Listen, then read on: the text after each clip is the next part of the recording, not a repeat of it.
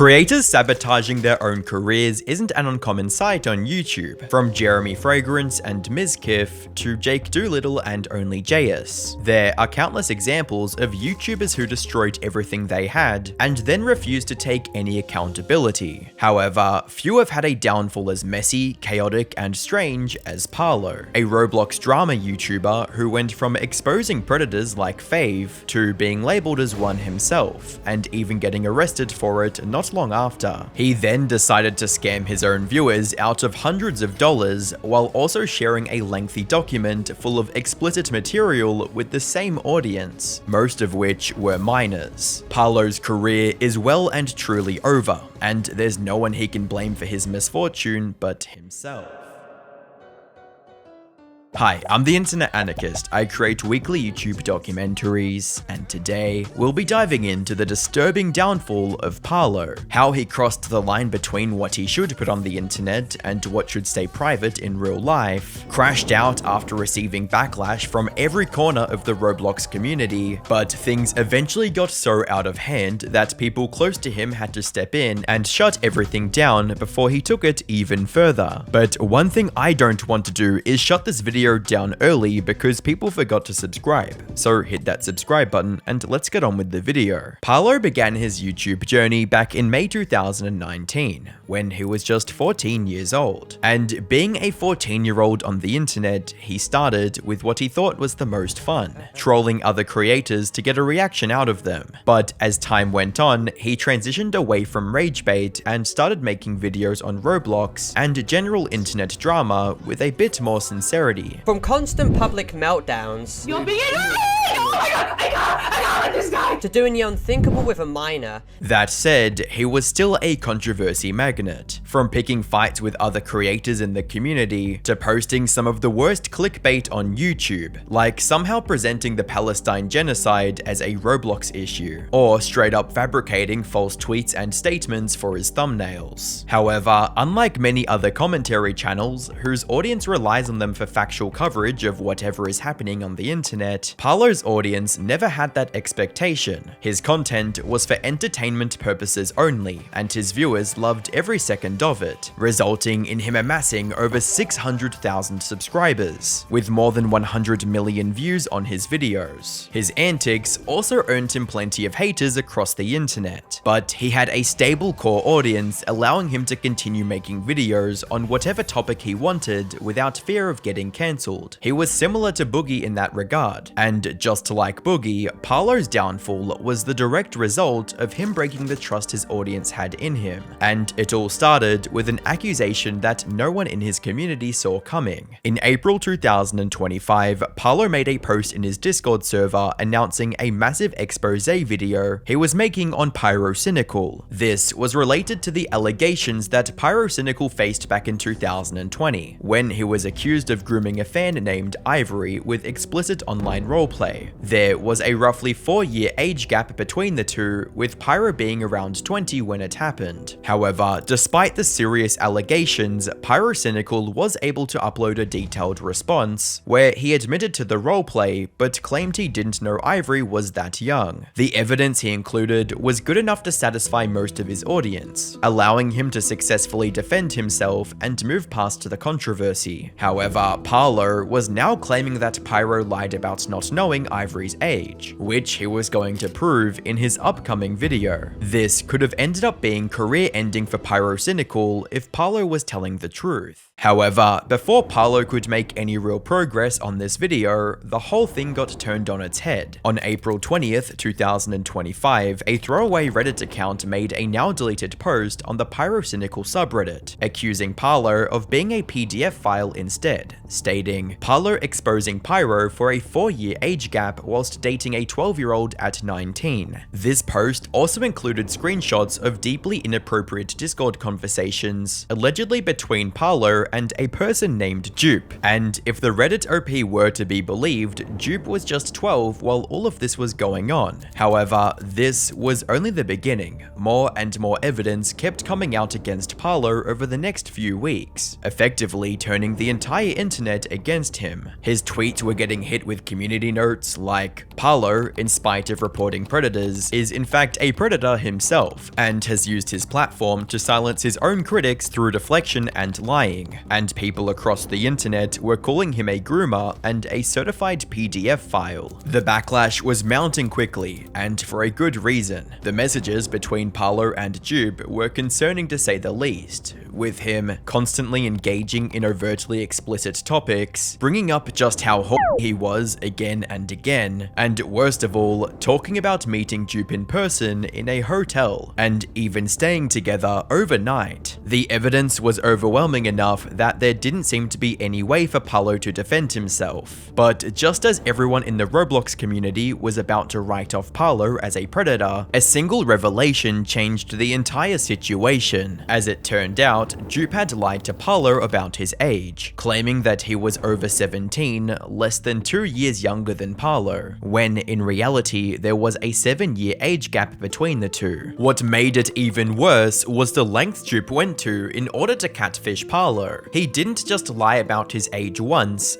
but kept doing it over the course of their relationship, going as far as to mention being born in 2007, talk about turning 18 next April, and saying stuff like, I have college next year. Most importantly, when all of this came out, Dupe straight up admitted to lying about his age, stating, Parlo had no reasonable way to know my age. I lied to him for over 1 year and 8 months. I used many manipulation tactics to try and convince Parlo of my age. This revelation proved Parlo's innocence, and should have been all he needed to move on with his life. However, his troubles were not over just yet, because while many on the internet now knew the truth, there were a few who wanted him to suffer as much as possible, and the most prominent name in this second group was an individual named Natspop. Nats had been a public enemy of Parlo ever since he accused Nat's friend, Nathrix, of being a groomer. According to Parlo, Nats was leading a smear campaign against him, and even accused him of being the one who posted the community note we mentioned earlier, stating, Natspop is abusing the Twitter community note feature to defame me as a PDF file and predator after I debunked and addressed the situation where I was catfished and Dupe lied about their age. Action needs to be taken against this user. The slander and harassment is insane. However, harassing someone online is one thing. It was damaging Parlo's reputation, but it wasn't life-ruining, so Nats and his group decided to escalate and take things to the next level. They started filing police reports against Parlo, where they selectively sent over the screenshots that made him look guilty of being inappropriate with a minor. And this wasn't a hidden tactic either. Nats was openly gloating about it on Twitter, and even admitted to lying about it on a call with one of Parlo's friends. Were you fully aware that Dupe lied about his age when you made this report? Yes, I was fully aware. So how many times have you communicated with this officer that you spoke with through email? Like 5 times. 5 times, and not one of those times you actually mentioned that Dupe lied about his age? Just to clarify. I did not mention it, no. The only time that I mentioned was on the description. Unfortunately for Parlo, this tactic worked better than Nats could have ever imagined. And on September 11th, 2025, at around 2 AM, UK police showed up at his door with the whole SWAT team and arrested him at gunpoint. He had to spend 12 hours in jail overnight before the police let him go, likely because they found evidence that the report was fake. Now, if the story ended here, Parlo would have been cleared of any wrongdoing by his audience and be allowed to move on with his regular content. He did receive 2 community guideline strikes on his channel, possibly due to Nats and co mass reporting his videos. Getting one more would have resulted in his channel getting terminated. For now, he had a clear path towards making a full comeback. But as you might have guessed from the title of this video, that's not what happened. Instead, this marked the beginning of Parlo's self-inflicted downfall that ended with him losing everything. You see, while Parlo was able to avoid any real jail time due to Natspop's false police reports, the swatting and 12 hours in jail were still incredibly traumatic. Out of nowhere, Parlo looked outside of his window and he saw a bunch of red and blue flashing lights. There were tons of police cars outside of his house with many vans, many cars, and many officers with full-on tactical gear and rifles. At that point, Parlo went on mute. He came back and he told me that he had to leave the call because the police were telling him to get off the phone and shut off all of his devices. Parlo had also stopped uploading and was apparently struggling with his finances as well, so Parlo opened a GoFundMe titled "Please Help," citing his recent situation as the reason for him needing help, stating, "Recently, I have been a victim of a horrific witch hunt by a number of online individuals attempting to harass me, defame me, and ruin my life over lies. I have been since diagnosed with severe depression and anxiety, and have been prescribed medication. This situation has caused immense mental distress. I do not ask for anything that you do not feel comfortable sending, but if you wish, all I kindly ask is a small donation to help me pay for expenses, food, rent, and other amenities in this horrible period of time. Also, with potential funds for further action I may take." For his loyal viewers who had just witnessed their favorite YouTuber go through a rough situation, this was a no-brainer, resulting in the GoFundMe getting nearly £600 or roughly $800 in donations from fans. To them, they were helping someone in need get back on their feet, when in reality, Parlo had no need for these funds in the first place.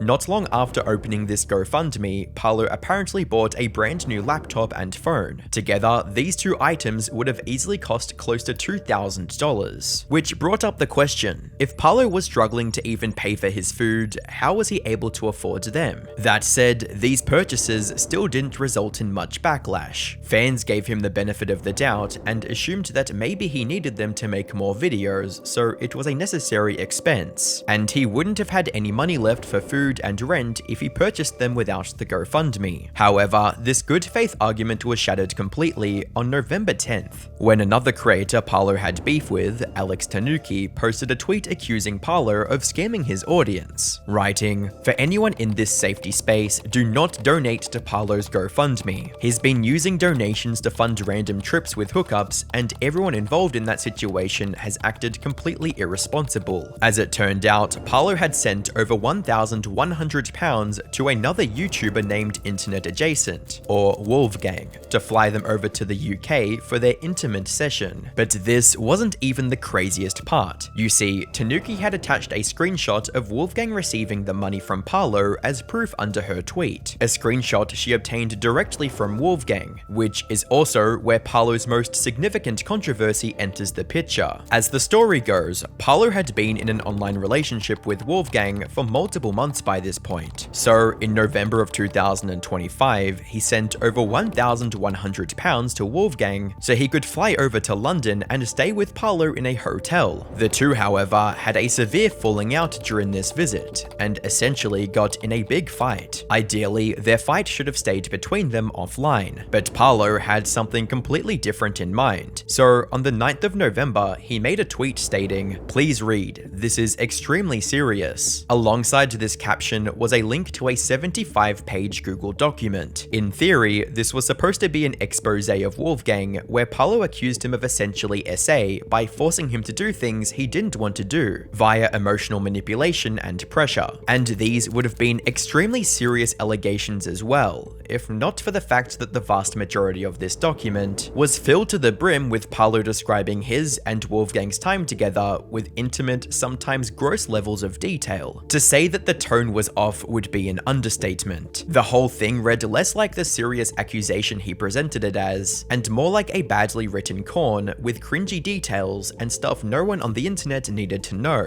Most of it is so explicit that it can't even be shown on YouTube, like Parlo writing several passages about a purple adult toy the two use, which they had apparently named Cinderella. What made this post truly disturbing, however, was the fact that Parlo shared it all with an online audience of mostly minors. As a Roblox YouTuber, he knew his demographic better than anyone, yet he still decided it was appropriate to talk about his sex life in such great detail in front of them. And not only did these detailed accounts undermine the point he was trying to convey, they also made him look like a liar. Take the toy named Cinderella for instance. Parlo claimed that he didn't like it, but Wolfgang used it anyway, which would have been a terrible thing if Parlo didn't change his Twitter banner to the Cinderella movie poster father as well, making a joke out of something he apparently disliked deeply. In response to these allegations, Wolfgang also posted a now-deleted document providing evidence that went against everything Parlo accused him of. It included screenshots of messages from their conversations, where Parlo, who in his document made it sound like he didn't want things to turn sexual, was enthusiastically waiting for just that. Put simply, Parlo's complaints were less about something truly criminal and more about a messy fight with his partner that should have stayed private. Even if it was as criminal as he claimed, and Wolfgang was using out-of-context messages to prove his innocence, Parlo shouldn't have posted about it to his young audience in such graphic detail. He should have gone to the police and filed an official report instead. Wolfgang's response also included screenshots of him receiving the money from Parlo for the trip, adding even more fuel to the fire. Parlo tried defending himself by claiming that he didn't receive the money from the GoFundMe until after he had sent the £1,100 to Wolfgang, failing to realize that this only made him look more guilty. Think of it this way, if he had £1,100 to spend on this hookup, he didn't need to beg for any more from his fans. He could have simply not spent this money on Wolfgang and used it for essentials until he was able to earn more. In other words, him saying he didn't have enough for food or rent was more than likely a lie, which, combined with the graphic document, made even his most loyal fans question his motives. And how did Parlo deal with this new backlash? By crashing out in front of his friends and threatening to self-assassinate. Seeing his refusal to back down, one of his channel managers named Mugen took matters into his own hands. He believed that Parlo should stay as far away from the internet as possible for his own benefit, something that wasn't going to happen as long as he had his channel. So Mugen posted unlisted corn on the channel. It wasn't visible to Parlo's audience, but YouTube flagged it immediately, giving Parlo's channel a third community guideline strike and terminating it permanently. Parlo did have another meltdown on a different creator's stream after this happened.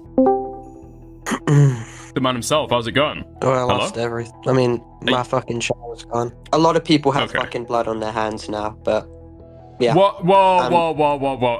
Okay. But he has largely stayed off the internet since, which is probably the best for him. He was too chronically online and thought sharing graphic personal details with a young audience was somehow a good idea. And because of this attitude, he now has nothing to his name. Everything he worked for over the past 6 years is gone, and the fans that once supported him are also tired of his antics and refusal to act like a mature adult. So even if he somehow gets his channel, the chances of him making a comeback are slim at the best. Whilst this controversy was one of the first widely known examples of Parlo exhibiting this kind of inappropriate behavior online, it was far from the first time. Parlo seemingly has an extensive history of being a degenerate online. Back in June of 2023, Parlo created a new social media account under the name Cammy the Femboy, where he amassed almost 3,000 followers posting lewd thirst trap images of himself. Along with this new 18+ online persona, Parlo also allegedly created a Discord server known as Homotopia. This server, as the name suggests, was extremely not safe for work, and housed conversations that ventured into topics that can't be mentioned on YouTube. What makes this situation more disturbing is the fact that there are allegedly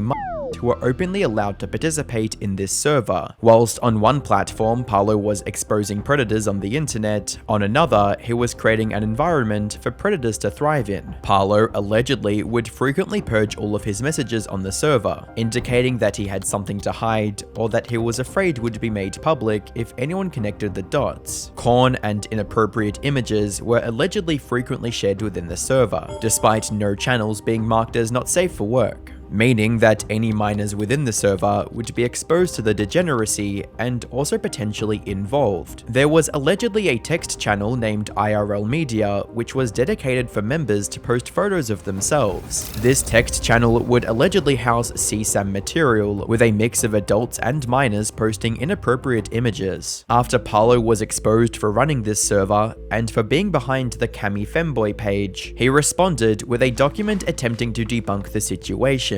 where he denied knowing about the server's issues until it got exposed, claimed he wasn't active in the server's problematic channels and only used general chat, admitted that he was quote irresponsible and negligent, and attempted to accuse the person who exposed him for trying to quote ruin his life and push him towards terminating himself. The response received a polarizing reception. Whilst some accepted the explanation of negligence, others saw it as an evasive attempt to dodge accountability. With his recent controversies in mind, both the Cami Femboy page and Homotopia will likely face even harsher scrutiny in hindsight. Whilst working on this video, there have been some updates in terms of Parlo's plan to return and his planned response. Parlo's Twitter was suspended. Along with that, he's also made multiple announcements on his Discord server and to other YouTubers that he is planning a response and a comeback. In this Discord message he wrote, "My response video script is almost complete with full evidence, screenshots, and testimony being added now. This video proves that Wolfgang lied about me ever giving him consent. He had admitted he received no consent, he acted on his own volition." This message also included a clip from a live stream where Wolfgang, also known as Internet Adjacent, had admitted something pretty disturbing.